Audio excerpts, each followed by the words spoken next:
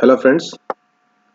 आज हम chart discuss करेंगे, उसकी डिटेल है 17 दिसंबर 1980। बर्थ टाइम है 1:05 AM। प्लेस है थाने महाराष्ट्र।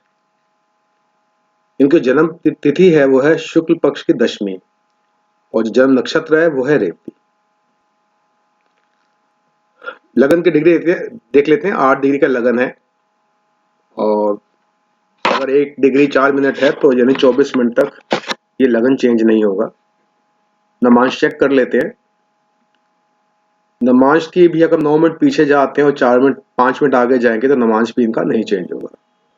तो एज्यूम करते हैं। देखिए, मैं बार बार आपको ये नमांश की डिग्री क्यों चेक करा रहा हूँ, मैं से ये बताना चाह रहा हूँ कि D1 से कभी कभी मैं कुछ चीजें बोल रहा हूँ, अगर आपको कुछ रीडिंग दे रहा हूँ आपको लगेगा ये चीजें मैच नहीं हो रही है, क्योंकि मैं डिजिटल चार्ट्स पे फोकस नहीं कर रहा हूँ। आप किसी भी, मैंने सिर्फ D1 को ही बेस बना रखा है, और डिजिटल चार्ट्स की इंपॉर्टेंस है। नमांश तो फ्रूट्स है हर प्लेनेट के। मान लिया कि नमांश बदल जाएगा, चीजें चेंज होंगी, डिजिटल चार्ट्स बदलेंगे, चीजें चेंज हो जाएंगी आपकी लाइफ में। तो इसलिए मैं आपको इसलिए बता रहा हूँ कि पॉसिबिलिटी कहाँ पर है बर्थ टाइम चेंज होने की। इसलिए मेरा फोकस D1 पे रहता है, क्योंकि मुझे श्योर नहीं है कि आपके जो डिजिटल चार्ट्स हैं, क्योंकि टाइम करेक्शन है कि नहीं है मुझे नहीं पता ना, तो मैं इसलिए डिजिटल चार्ट्स को अपनी रीडिंग में इंक्लूड नहीं कर रहा हूँ। D1 में देखते हैं, वर्गो असेंडेंट है, एक अर्थी साइन है वर्गो, इसका लॉर्ड मर्करी है जो 3rd हाउस में प्लेस्ड है। वर्गो असेंडेंट जो मैंने बताया हुआ एक, देखिए वर्गो का जो लॉर्ड मर्करी जो है वो 3rd हाउस में आना, यानी फर्स्ट हाउस ने 3rd हाउस से एक रिलेशन बना लिया। जो 3rd हाउस सिबलिंग का है, करेज का है, मेरे नेबर्स का है, मेरे फ्रेंड्स का है। तो नहीं, फर्स्ट हाउस का लॉर्ड जहां जा रहा है कहीं ना कहीं जो मेरी लाइफ है उसके आसपास ही घूमने वाली है। 3rd हाउस में राइटिंग का भी है, क्योंकि मर्करी प्लेनेट है तो राइटिंग की बात भी करता है। यहाँ पे जो फर्स्ट हाउस का लॉर्ड है मर्करी, वो वीनस के साथ कंजक्ट है। वीनस 9th हाउस का लॉर्ड है यहाँ पे, और 2nd हाउस का लॉर्ड है, और वीनस अपने हाउस को देख भी रहा है। 2nd हाउस का लॉर्ड 3rd में आने का मतलब यह है कि अपनी करेज, अपने सिबलिंग के थ्रू, अपने फ्रेंड सर्कल के थ्रू ये नेटिव पैसा कमाएगा।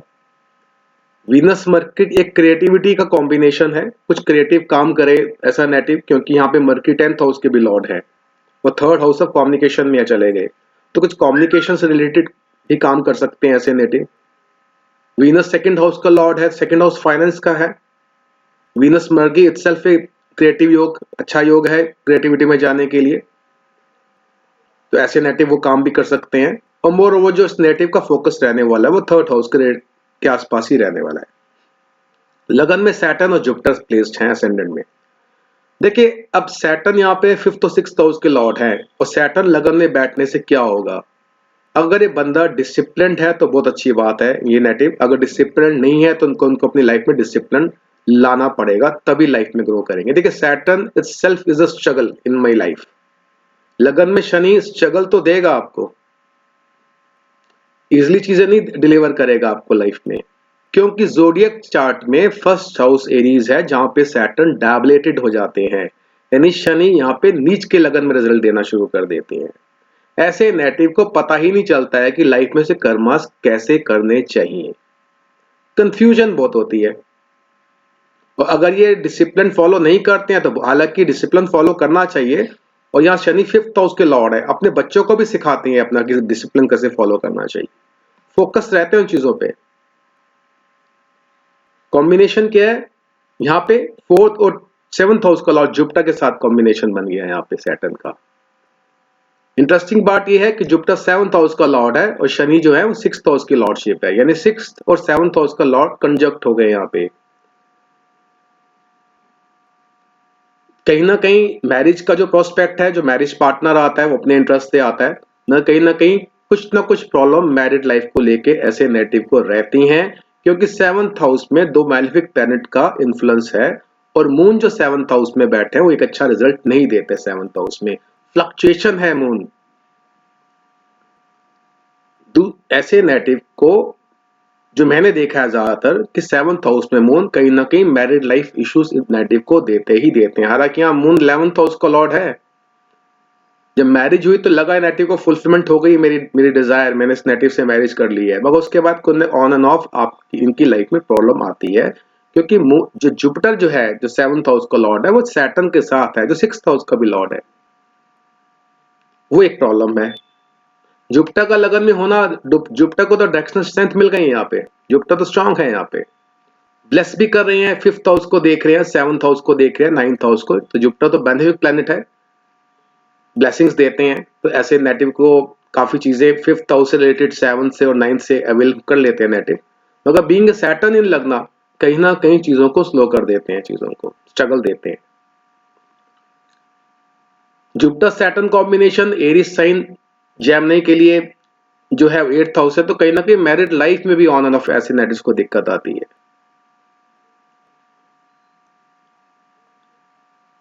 थर्ड सेकंड हाउस का लॉर्ड वीनस मैंने बता दिया आपको, सेकंड हाउस में है, सेल्फ एफर्ट से ही नेटिव पैसा कमाते हैं, क्योंकि सेकंड हाउस मेरे पैसे का भी है, कुटुंब का भी है, मेरी फैमिली का भी है।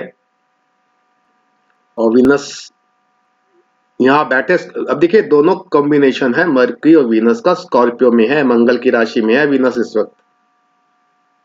अब मैं तो ज्यादा डिटेल में नहीं जा सकता, वीडियो बहुत लंबा हो जाता है। नेक्स्ट हाउस में चलते हैं, 4th हाउस। देखिए 4th हाउस एक प्रॉब्लम है इस नेटिव के चार्ट में, मार्स के लिए 4th हाउस, क्योंकि कैंसर साइन में मंगल नीच के होते हैं, तो 4th हाउस में दिग्बलहीन हो जाते हैं दोनों प्लैनेट, सन और मार्स दिग्बलहीन हैं, और यहाँ 6 और 12वें घर के मालिक होके बैठ गए हैं, 4th हाउस एफ्लिक्ट हो गया, यहाँ पे एफ्लिक्शन हो गया 4th हाउस पे। 4th हाउस क्या, सुख स्थान, my mother, my property, my inner happiness, my homeland, तो कहीं ना कहीं प्रॉब्लम हो गई। और ये सन 12th हाउस का लॉर्ड है, तो एक फॉरेन सेटलमेंट के कॉम्बिनेशन भी बना रहा है साथ में। अब वो D4 में देखना पड़ेगा आगे फर्दर जाके कैसे रहेंगे, बाकी चीजें देखनी पड़ेंगी, एक बेसिक बता रहा हूँ D1 से। 4th हाउस अफ्लिक्टेड है, 4th हाउस में 12th हाउस का लॉर्ड बैठा हुआ है, कम ऐसी कोई काम जहाँ पे फॉरेन लैंड से कुछ इनका प्रोफाइल हो सकता है। अब इन नेटिव में कभी जाने की कोशिश की है नहीं किया मुझे पता नहीं, कि दशा अंतर दशा भी तो इंपॉर्टेंट रोल प्ले करेंगे ना, मगर 4th हाउस यहाँ अफ्लिक्टेड हो गया। मंगल के लिए कंफर्टेबल नहीं है 4th हाउस, सन के लिए कंफर्टेबल नहीं है 4th हाउस। नेक्स्ट हाउस है 5th हाउस, केतु बैठे हैं। देखिए केतु क्या करता है, आपको पता चल गया है, केतु जो है 5th हाउस है, मेरे चिल्ड्रन का है, मेरे क्रिएटिविटी का है। केतु कहीं ना कहीं इस हाउस में वीकनेस लेके आ जाता है, डिटैच करने की कोशिश करता है, एनर्जी कंज्यूम कर लेता है इस हाउस की। क्रिएटिविटी का भी है, Ketu being a female planet एक फीमेल चाइल्ड जरूर दे देता है। अब ये कॉम्बिनेशन, क्योंकि केतु को स्कॉर्पियो की लॉर्डशिप भी है, तो कहीं ना कहीं प्रॉब्लम इन सिबलिंग लाइफ भी हो सकती है, हेल्थ इश्यूज हो सकते हैं सिबलिंग्स को। तो केतु जहां बैठेगा वहां का अब इतनी हैप्पीनेस तो नहीं देगा हमारे को, तो जो 3-4 चीजें जो सिग्निफिकेंस है 5th हाउस के, वो कंप्लीट तो नेटिव को नहीं मिल पाते हैं। मगर बीइंग जुपिटर एक बेनिफिक प्लैनेट देख रहा है 5th हाउस को, और 5th हाउस का लॉर्ड असेंडेंट में है, तो बच्चे वाली प्रॉब्लम तो नहीं होगी, इश्यूज तो हो जाते हैं ऐसे नेटिव को, बच्चों से रिलेटेड प्रॉब्लम हो सकती है जो हम बाकी डिजिटल चार्ट से देखते हैं। केतु एक फीमेल प्लैनेट है, तो एक फीमेल डॉटर, 3rd हाउस का लॉर्ड है, तो उस पर सिस्टर भी हो उनकी। हालांकि वीनस इन 3rd हाउस, एक ना एक सिबलिंग से प्रॉब्लम होती है लाइफ को, ये वीनस कंफर्टेबल नहीं है स्कॉर्पियो में इतने ज्यादा। अब वो ज्यादा डीप एनालिसिस हो जाएगा, बेसिक तो ही रहते हैं। नेक्स्ट हाउस है 6th हाउस। देखिए 6th हाउस का लॉर्ड जो सैटर्न है, 5th हाउस का लॉर्ड भी है, 6th हाउस का भी लॉर्ड है। 6th हाउस है ऋण रोग शत्रु। अब ऐसा बंदे को हैबिट होगी झगड़े की, बीमारी की प्रॉब्लम हो सकती है, कुछ लिटिगेशन हो सकता है, क्योंकि छठे घर का मालिक भी तो है, शनि लगन में बैठ गए हैं, ऑफन चीजें फाइट करनी पड़ सकती है। किससे कर सकते हैं, 7th हाउस का जो लॉर्ड जुपिटर, पार्टनर से भी हो सकती है प्रॉब्लम, क्योंकि मून वैसे भी कंफर्टेबल नहीं मेरे को लगता 7th हाउस में, क्योंकि जोडियक चार्ट में 7th हाउस लिब्रा साइन है, मून इन लिब्रा क्या करता है, फोकस कहां ले जाता है नेटिव का, Libra sign is sign of lust, desire, तो माइंड कहां रहेगा, मेरा माइंड फ्लक्चुएट करेगा। नेक्स्ट हाउस है 8th हाउस। 8th हाउस का लॉर्ड मार्स जो है वो 4th हाउस में है, अपने से 8 में बैठ गया, वो मैंने डिफाइन कर दिया। Mars is not comfortable in 8th house, comfortable नहीं है। और 8th हाउस में ऐसा कोई एस्पेक्ट भी नहीं है यहाँ पे, मगर जब 8th हाउस के लॉर्ड है, 8th हाउस के लॉर्ड ने यहाँ पे 4th हाउस को अफ्लिक्ट कर दिया, जो सन भी बैठे हुए हैं जिसके साथ, जो 12th हाउस के लॉर्ड है। एक बात और कि क्योंकि मून को यहाँ राहु का एस्पेक्ट भी है, तो मून को सैटर्न भी देख रहा है, जुपिटर भी देख रहा है, मंगल भी देख रहा है, 3 मेलेफिक देख रहे हैं, एक बेनिफिक देख रहा है। तो moon is a problem, moon is my mind, mental anxiety, mood swings रह सकते हैं ऐसे नेटिव को। फर्दर कितनी स्ट्रेंथ है उसके लिए हमें डिविजनल चार्ट्स में जाना पड़ेगा, D9 में जाना पड़ेगा या हायर डिविजनल चार्ट्स में जाना पड़ेगा देखने के लिए। 9th हाउस का लॉर्ड वीनस है जो अपने हाउस को देख रहा है, तो बहुत अच्छी बात है। मैंने बोला हुआ है कि जब भी कोई प्लैनेट अपने ही हाउस को देखेगा तो उसको स्ट्रेंथ ही देगा वो। वीनस भाग्यस्थान भी है और गुरु भी है, और भाग्य थ्रू व्हाट कि भाग्य 3rd हाउस में चला गया, लगन लॉर्ड 3rd में है, अगर ऐसा कोई नेटिव राइटिंग में जाए तो अच्छे रिजल्ट मिल जाएंगे इसको। क्रिएटिविटी का कॉम्बिनेशन है ना Venus Mercury. 9th house higher learning भी तो है, गुरु भी तो है, 3rd हाउस गुरु के उपदेश है, 3rd हाउस गुरु के उपदेश है।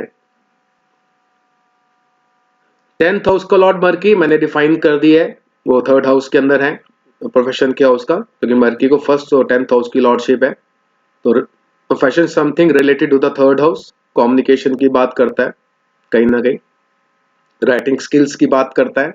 अगर नेटिव को लिखने की हैबिट है और ये लिखते हैं तो लिखना भी चाहिए, हालांकि यहाँ पे सैटर्न का एस्पेक्ट भी है 3rd हाउस पे।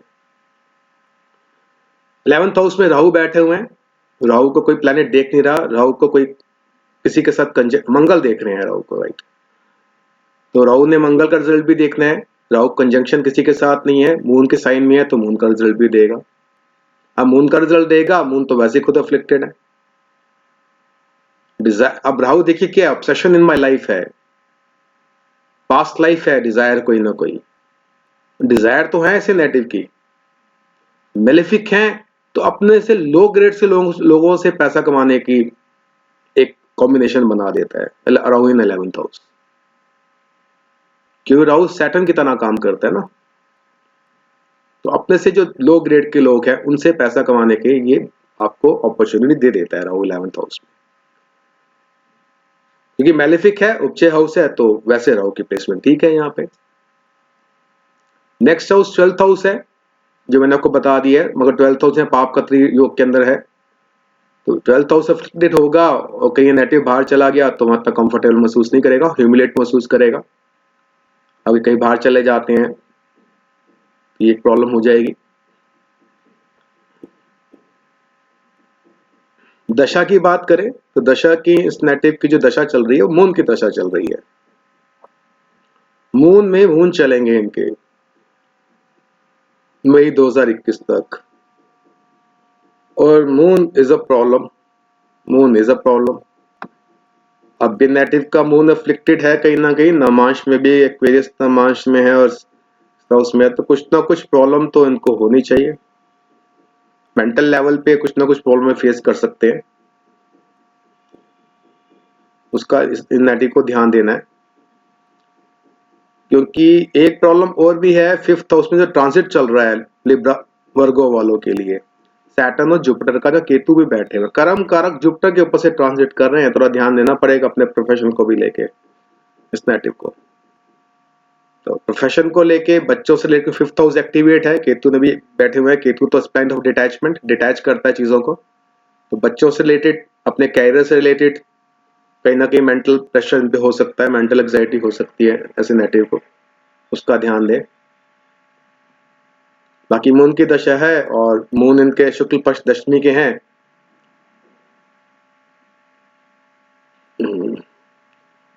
तो मून ने अभी इनके साथ रहना है 9 साल और 10 साल की दशा है मून की।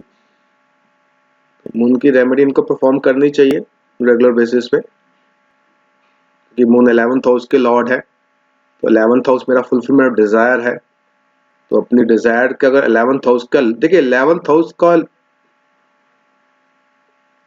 लॉर्ड की दशा है तो अच्छी बात है, क्योंकि वर्गों के लिए कोई बादकेश तो है ही नहीं 11th हाउस, तो 11th हाउस के लॉर्ड की दशा मिल गई तो फुलफिलमेंट ऑफ डिजायर तो देगी ये दशा, मगर कितनी देगी, मेंटल लेवल पे कहीं ना कहीं वीक करेगी इनको, क्योंकि मून कहीं ना कहीं अफ्लिक्टेड है।